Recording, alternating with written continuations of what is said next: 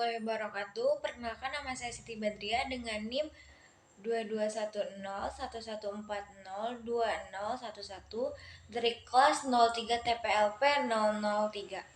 Di sini saya akan menjelaskan tentang materi implementasi jaringan statis.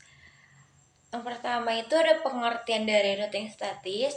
Routing statis itu metode pengaturan jalur pada jaringan komputer di mana administrator secara manual menentukan rute lalu lintas data.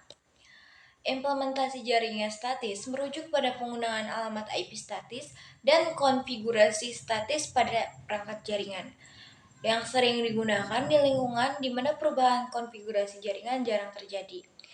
Selanjutnya ada alamat IP statis. Alamat IP statis adalah alamat yang tidak berubah, berbeda dengan IP dinamis yang dapat berubah secara otomatis. Keuntungan alamat IP statis meliputi stabilitas koneksi dan manajemen jaringan yang lebih mudah. Selanjutnya ada keamanan. Keamanan jaringan statis melibatkan penerapan firewall dan pengaturan keamanan untuk melindungi jaringan. Manajemen akses digunakan untuk mengendalikan hak akses di dalam jaringan statis. Ada troubleshooting, pemecahan masalah jaringan statis melibatkan identifikasi dan perbaikan masalah yang sering muncul. Ada juga pemantauan jaringan diperlukan untuk melacak kinerja jaringan dan mendeteksi potensi masalah. Ada juga konfigurasi perangkat N.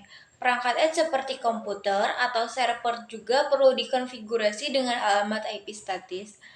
Subnetting statis digunakan untuk memisahkan alamat IP menjadi subnet yang lebih kecil.